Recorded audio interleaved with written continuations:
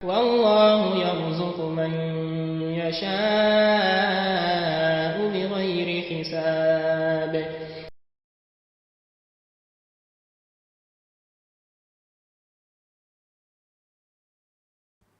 أعوذ بالله السميع العليم من الشيطان الرجيم. بسم الله الرحمن الرحيم. الحمد لله رب العالمين، والصلاة والسلام على أشرف المرسلين نبينا محمد وعلى آله وصحبه أجمعين. سبحانك لا علم لنا إلا ما علمتنا إنك أنت العليم الحكيم. اللهم يا معلم إبراهيم علمنا، ويا مفهم سليمان فهمنا. اللهم انفعنا بما علمتنا وعلمنا ما ينفعنا زدنا علما. اللهم لا سهل إلا ما جعلته سهلا وأنت تجعل الحزن إذا شئت سهلا. السلام عليكم ورحمة الله وبركاته. Toute la louange appartient à Allah subhanahu wa ta'ala. Nous le louons, nous le glorifions pour ses grâces infinies. Nous lui demandons de nous combler davantage de ses bienfaits, de nous guider tout le droit chemin, de nous fortifier et de nous raffermir. Nous attestons qu'il n'y a pas de divinité digne d'adoration en dehors d'Allah, qui est unique et sans associé. Et nous attestons également que Mohammed sallallahu alayhi wa sallam est son prophète et messager, qu'Allah prie sur le salut, ainsi que sa famille, ses compagnons, et tous ceux qui suivront ces pages jusqu'au jour de compte parmi ceux-là. Alhamdulillah, nous allons poursuivre avec notre sujet, qui est le shirk. Précédemment, nous avons parlé du shirk dans la pensée, également du shirk dans la parole. L'intervention d'aujourd'hui va porter sur le shirk dans les actes. À l'instar du shirk qui se manifeste dans le cœur et celui qui se manifeste sur la langue, le shirk qui se manifeste dans les actes, on peut le diviser aussi en deux parties. Le shirk akbar, si vous voulez, le shirk majeur, et le shirk al-asghar, le shirk mineur. Nous allons commencer par le shirk majeur.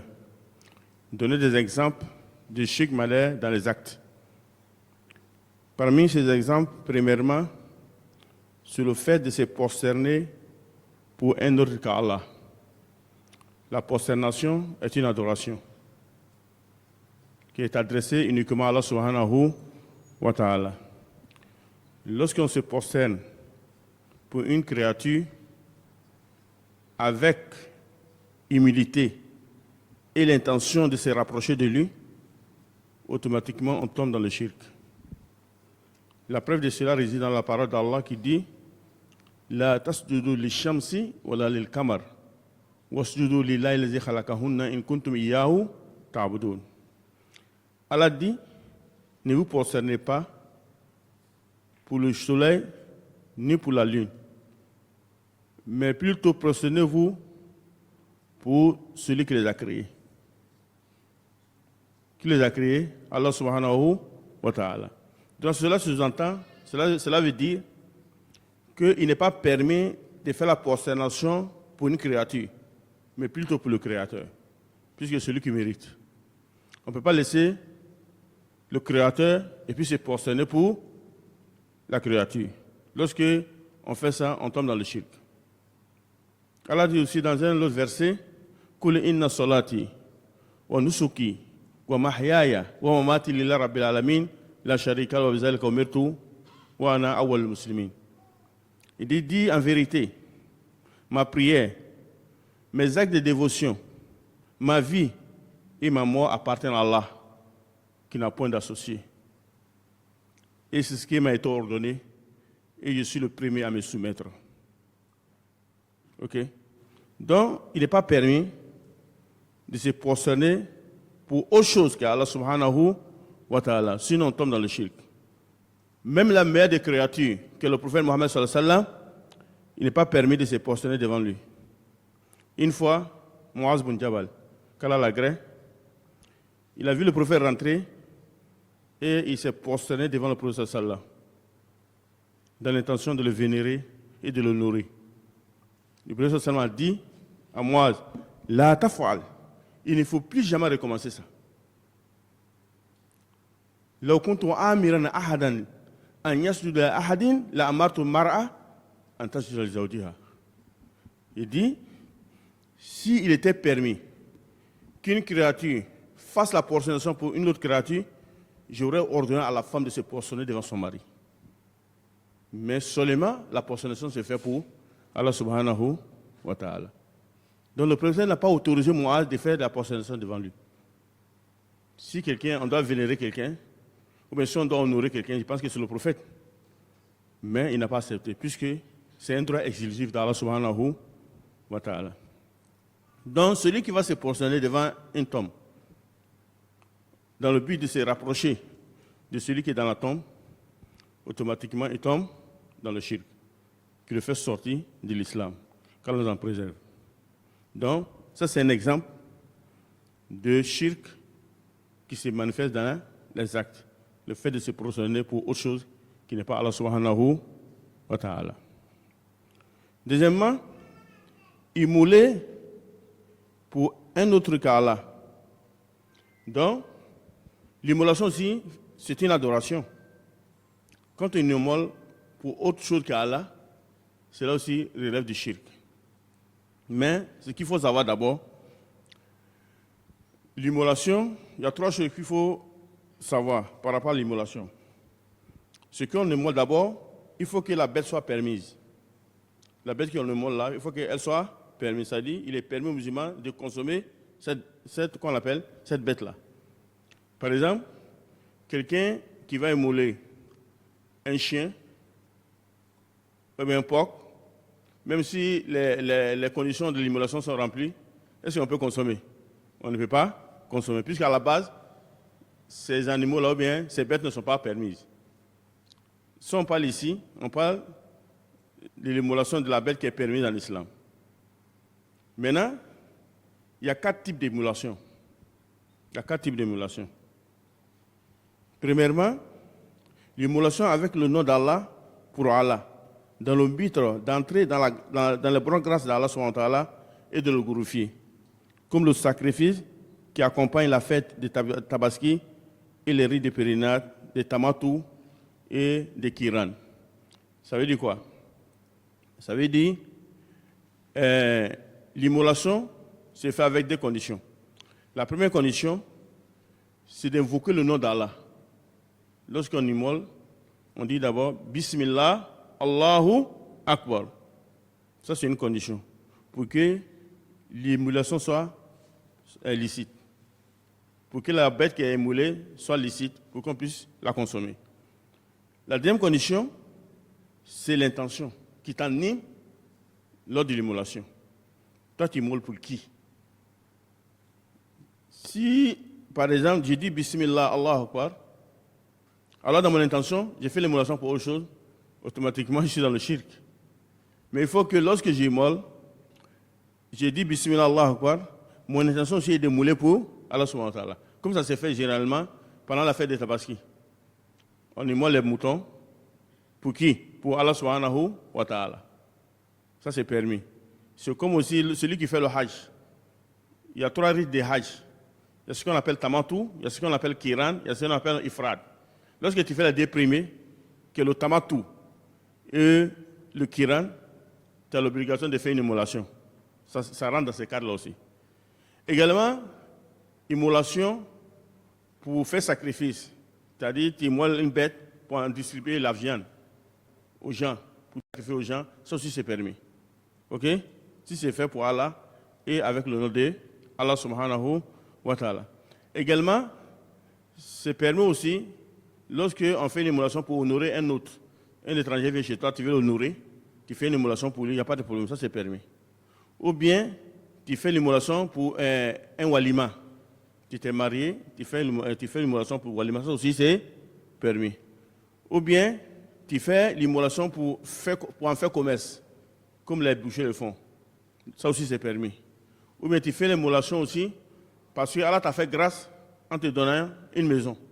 Tu veux habiter la maison, tu fais l'immolation pour remercier Allah. Je dis bien pour remercier Allah subhanahu wa ta'ala. Il y a d'autres, lorsqu'ils déménagent dans les nouvelles maisons, ils font l'immolation pas pour Allah, mais pour demander la protection, ou bien pour qu'ils soient épargnés des nuisances de génie qui habitent le lieu. Ça, c'est du shirk. Quand l'immolation est faite dans cette intention-là, automatiquement, nous sommes dans le shirk. Avant l'islam, les Arabes, lorsqu'ils voyageaient, lorsqu'ils étaient dans un endroit, ils demandaient la protection du grand génie contre des petits génies. Quand ils descendent dans un endroit, donc il sait qu'il y a un chef ici, un petit ici. Donc lui demande la protection du chef contre ces petits. Alors lorsque le prophète est venu, il a interdit cela. Il dit cela relève du shirk. Il dit إذا نزل أحدكم بمنزلا فليقول أعوذ بكلمات الله التامات من شر ما خلق. Il dit lorsque vous descendez dans un lieu et vous voulez la protection, dites أعوذ بكلمات الله التامات من شر ما خلق. C'est ce qu'il faut prononcer. Quand tu prononces ça, tant que tu es là-bas, aucune chose ne va te nuire jusqu'à ce que tu partes de là-bas. Voyez-vous? Donc, ce qui est conseillé lorsqu'on déménage dans les maisons, c'est très simple. Lorsque vous déménagez dans une nouvelle maison, vous voulez la protection d'Allah subhanahu wa ta'ala, ce qu'il faut réciter. Tu n'as pas besoin d'appeler les imams de venir faire lecture Yassine, comme on le voit aujourd'hui. Celui qui démarre, il faut qu'il appelle les imams pour venir faire la lecture de Yassine. Les imams vont venir aussi, ils vont venir manger. C'est normal. Ils vont venir manger. Et puis, tu vas leur donner les jetons aussi. Ça, c'est très simple. Toi, tu fais tes invocations. Tu dis Aouz bi kalmati la tamati min sharri ma khalaq. Le prophète n'a pas enseigné, lorsqu'on demande de faire la lecture de Yassine, ou bien de lire le Coran entier. Il n'a pas dit ça. Lorsque vous êtes dans un endroit, dites cette invocation, cette petite invocation, ça suffit. Aouz bi kalmati la tamati min sharri ma khalaq. Tout le monde peut apprendre. C'est ce qu'il faut dire. L'autre qui te dit ça, avec sincérité, tu es sous la protection d'Allah subhanahu wa ta'ala. Jusqu'à ce que tu n'es pas de cet endroit-là. C'est très simple. Maintenant, si toi, tu déménages, tu fais l'émulation pour remercier Allah subhanahu wa ta'ala, parce qu'il t'a fait grâce en te donnant une maison, il n'y a pas de problème. Ça, personne ne peut dire que c'est interdit. Mais lorsque c'est fait dans l'intention de demander la protection des génies, on se met on est dans le shirk. Donc il faut éviter cela. Certains le font à cause de ça. Certains le font à cause de ça. Parce que je dis que si tu demandes dans un coin, il faut que tu fasses une émulation pour que les génies ne puissent pas te gêner là-bas. Si c'est fait avec cette intention-là, automatiquement on tombe dans le shirk, qu'Allah nous en préserve. Maintenant, deuxièmement, c'est l'émulation avec le nom d'Allah pour un autre qu'Allah. C'est-à-dire, en immolant, il dit Bismillah, Allahu Akbar. Il a respecté la première condition. Mais, dans ton intention, il ne fait pas l'émulation pour Allah. Par exemple, il s'est trouvé dans une difficulté, ou bien il avait besoin de quelque chose, ou bien il voulait dissiper un souci. Il y a un fétiche dans le village, ou bien il y a un marigot, un truc comme ça, il s'est adressé, ou bien il y a une tombe, ou bien un mausolée, il s'est adressé à ces choses-là. Maintenant, Allah a facilité, il est sorti, son souci était dissipé. Ou bien il a obtenu ce qu'il voulait. Ou bien, ce dont il craignait, il n'a pas atteint. Donc maintenant, qu'est-ce qu'il fait? Il fait l'émulation. Puisqu'il a fait une promesse de faire l'émulation. Il fait l'émulation en disant Bismillah, Allahu Akbar. Ça, c'est normal. Mais son intention, c'est quoi? C'est pour nourrir son engagement vis-à-vis de l'idole. Ou bien vis-à-vis de quoi? De la tombe. Ou bien vis-à-vis du chèque qui est dans la tombe. Si c'est le cas, ici, il est moulé avec le nom d'Allah, mais l'immolation n'est pas faite pour Allah. Donc automatiquement, c'est le shirk. Ça, c'est le shirk. Ça ne passe pas. Ça, c'est le shirk. Puisqu'il a rempli une condition, il n'a pas rempli la deuxième condition. Puisqu'il faut deux conditions pour chaque émulation. Le nom d'Allah et puis pour Allah. Ici, il a évoqué le nom d'Allah, mais l'émulation n'est pas faite pour Allah. Donc c'est du shirk. Qu'Allah nous en préserve. Ça c'est la deuxième. Troisièmement, c'est l'émulation avec le nom d'Allah. C'est l'émulation avec le nom d'autres, avec le nom d'un autre qu'Allah pour Allah. Mais ça c'est rare. C'est-à-dire, trouver quelqu'un, il émule avec un autre nom pour Allah. Ça c'est très rare. Voilà, ça on ne trouve pas beaucoup. C'est deuxième, on en trouve beaucoup. C'est-à-dire, il émule avec le nom d'Allah pour autre qu'Allah. Ça c'est fréquent, ça c'est beaucoup. Mais trouver quelqu'un qui émule avec un autre nom pour Allah, ça vraiment c'est rare. Mais ça peut se faire. Si c'est fait, c'est considéré comme du shirk. Puisque ici, vous allez voir qu'il a évoqué un autre nom qui est marre de le nom d'Allah en immolant. Donc il n'a pas répété la première condition. Même s'il a fait pour Allah, donc c'est du shirk. Ok? Maintenant, ce qui est puis, c'est le quatrième cas. Immoler avec le nom d'un autre qu'Allah pour un autre qu'Allah. Donc aucune des deux conditions n'est respectée ici. Il fait l'émulation avec un nom qui n'est pas le nom d'Allah, mais aussi pour quelqu'un qui n'est pas Allah subhanahu wa ta'ala. Donc, ça aussi c'est fréquent. Ça c'est fréquent. Mais ça, généralement, tu ne le trouves pas chez les musulmans. Sauf, souvent ceux qui vont consulter les charlatans ou bien les devins. Lui peut te conseiller de faire ça. Et puis il dit d'accord, pour résoudre ton problème, il faut que tu fasses cette émulation-là, avec tel nom, pour telle chose. Ça c'est possible, il peut te dire ça. Si tu fais ça automatiquement, tu es tombé dans le shirk. Donc vous allez voir, dans les 4 cas, c'est le premier cas seulement qui est permis, qui est licite. C'est le fait d'invoquer le nom d'Allah et pour faire l'émulation pour Allah. Quand c'est comme ça n'a pas de problème. Mais en dehors de ça, il y a problème. Quand on donne la bonne compréhension. Donc celui qui immole une bête dans l'une de ces 3 cas est tombé dans l'association.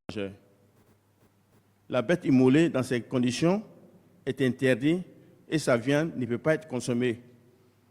Peu importe que le sacrifice soit adressé à un homme, un djinn, un ange, une tombe ou autre chose. Allah subhanahu wa ta'ala dit en vérité, Inna salati wa nusuki wa mahyaya wa mamati li rabbil alamin.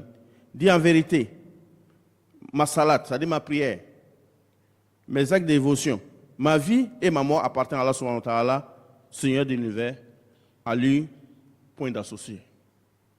À lui, point d'associé. Donc il faut faire très attention en faisant l'immolation.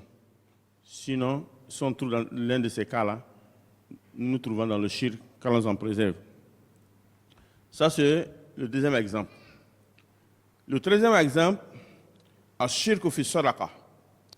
Yani, le shirk dans, qu'on appelle, dans le monde. Ou bien dans le don. Par exemple, quelqu'un qui prend un don, il va devant un mausolée, il va faire le don au mausolée, ou bien à une tombe, dans l'intention de se rapprocher de celui qui est dans la tombe. Ou bien ceux qui gardent le lieu, il va le faire, il va leur donner des aumônes, ou bien des dons, dans le but de se rapprocher de celui qui est dans la tombe. Ou bien encore, il donne les mendiants qui vont faire la mendicité là-bas, devant le mausolée ou bien devant la tombe, il les trouve là-bas, puis il leur donne des sacrifices. Tout ça relève du shirk. Tout ça relève du shirk. Donc c'est interdit. On ne doit pas faire des dons à des mausolées, ni à des tombes, ni à des personnes qui sont là-bas. Sont faits, on est dans le shirk. Allah nous en préserve. Également, parmi les exemples, al-shirk fi siyam wal hajj, le fait de jeûner pour autre chose qu'Allah. ou bien de faire le hajj pour autre chose qu'Allah. C'est-à-dire, on va dans un autre lieu, devant une tombe, on va faire le tawaf là-bas. Ou bien on va demander, on doit faire le hajj là-bas. Ou bien on fait le hajj à la Mecque, mais avec l'intention pour autre chose qui n'est pas Allah subhanahu wa ta'ala. Ça aussi, ça relève du shirk. Ça relève du shirk. Même si tu fais la Kaaba, tu fais le tawaf autour de la Kaaba. Mais dans ton intention, ce n'est pas pour faire pour Allah, c'est le shirk. Ce n'est pas le fait que tu te trouves dans l'enceinte de la mosquée que tu ne fais pas de shirk. Allah regarde ton intention. Si toi tu fais le tawaf autour de la Kaaba, ou bien tu es partout au Hajj, pour autre chose qui n'est pas Allah, en ce moment, tu as fait du shirk dans un acte d'adoration. Qu'Allah nous en préserve. Donc, il faut faire très attention. Il faut savoir aussi que le seul endroit dans le monde où il est permis de faire le tawaf, c'est autour de la Kaaba. On voit des gens, ils vont sur des tombes pour aller faire des tawaf. Même si tu fais tawaf, même si la tombe du prophète sallam, tu as fait du shirk. Même la tombe du prophète sallam, tu fais tawaf autour de la tombe du prophète sallam, tu as fait du shirk. Avant, c'est ce que les gens faisaient. Les gens, certains innovateurs, ils partaient à Médine pour aller saluer le prophète sallam. D'abord, il faut savoir qu'on ne va pas à Médine pour saluer le prophète sallam. On va pour prier dans sa mosquée. C'est avec cette intention-là, on va à Médine. On ne prend pas l'intention pour aller à Médine pour dire qu'on va aller saluer le prophète. Non. On prend l'intention pour aller prier dans sa mosquée. C'est ce qui est dit. Le prophète dit, celui qui fait une prière dans la mosquée de la Mecque, il va avoir 100 000 prières. Celui qui fait une prière dans sa mosquée, lui-même sa mosquée à Médine, il va avoir 1000 prières. Celui qui fait une prière dans la mosquée de Jérusalem, il va avoir 500 prières. Donc, voici les 3 mosquées où on peut prendre l'intention pour voyager, pour aller prier. En dehors de ces 3 mosquées-là, c'est interdit. OK? Donc, en allant à Médine, on va avec l'intention d'aller prier dans la mosquée du prophète sallallahu. Et puis, on profite pour saluer le prophète sallallahu alayhi wa sallam. Faire des invocations pour lui. Mais on ne lui demande rien. Si on veut demander quelque chose, c'est Allah subhanahu wa ta'ala, on demande. Puisque le prophète sallallahu n'est pas capable de faire quelque chose pour nous après sa mort. Il ne peut rien faire.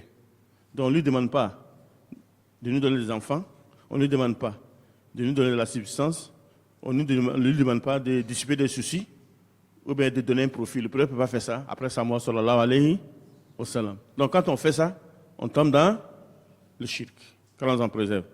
Donc il faut faire très attention avec ces pratiques-là. Certains le font sans penser que c'est grave, pourtant c'est très très grave. Qu'Allah nous donne la bonne compréhension.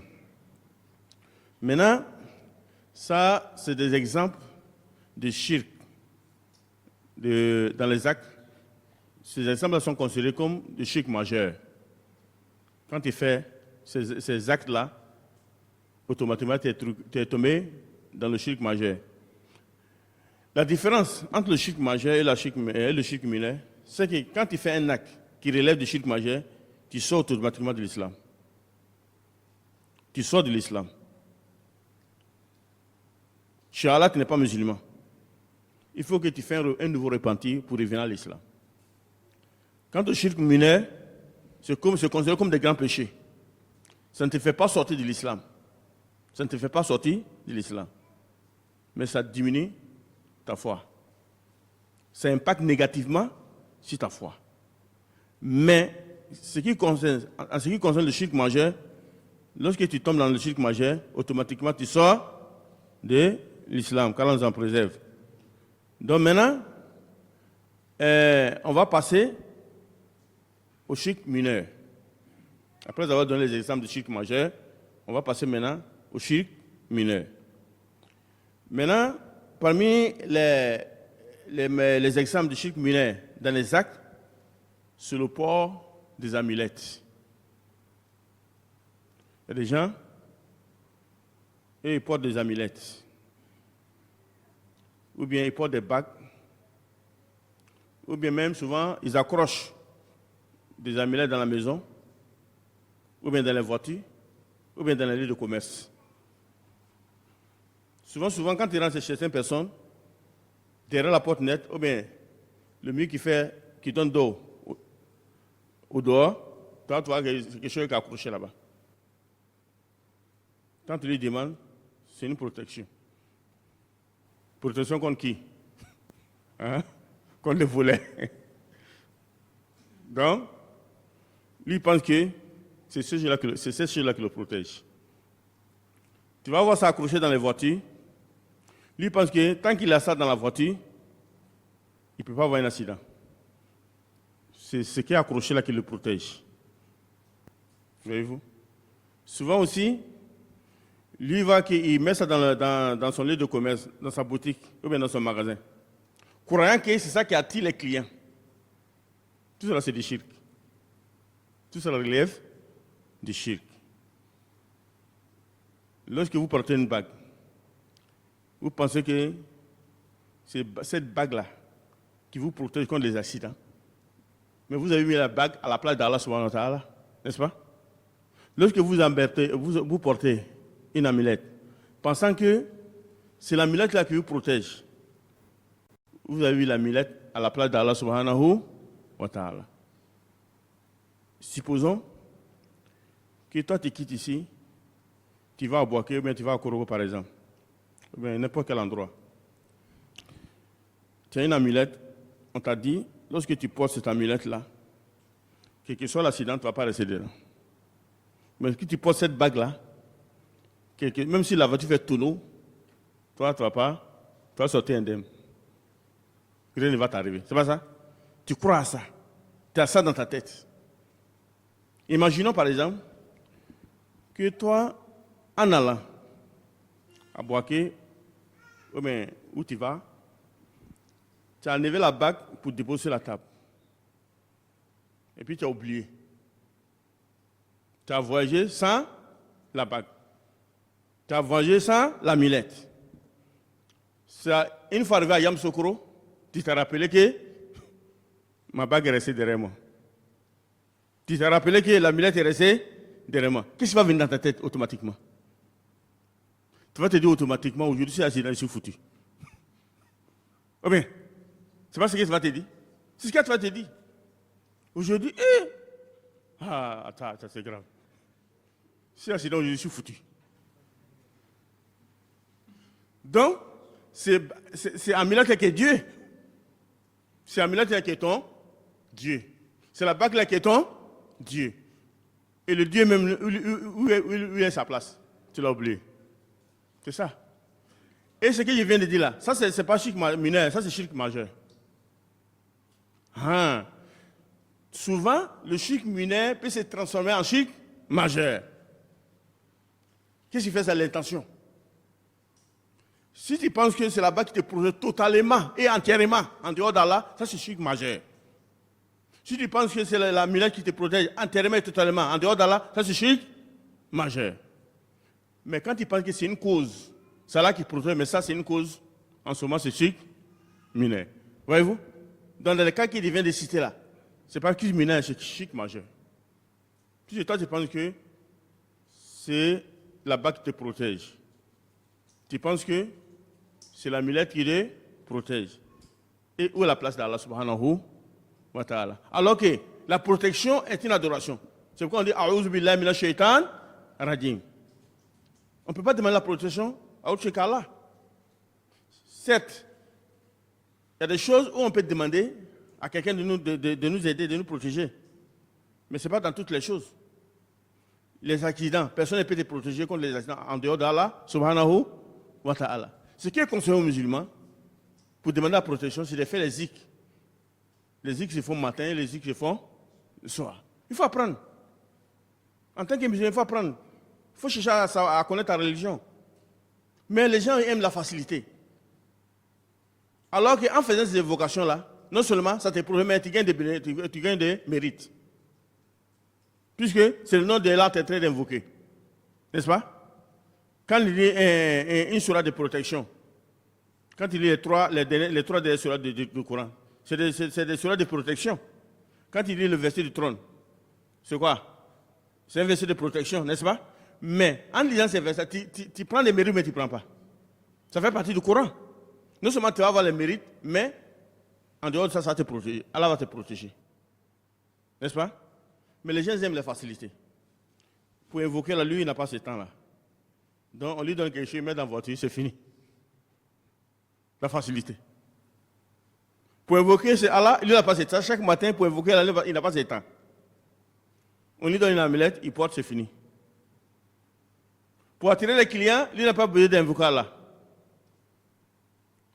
Pour protéger son commerce, il ne veut pas invoquer Allah. On lui donne quelque chose, il accroche là-bas, c'est ça, c'est sur ses comptes. Donc ça, c'est du shirk. Tu vas rester dans ça, tu vas mourir. Tu vas te croire musulman, alors chez Allah, tu n'es pas musulman. Tu te crois musulman, alors que chez Allah, tu n'es pas musulman. Tu es mort sur le shirk, quand on en préserve.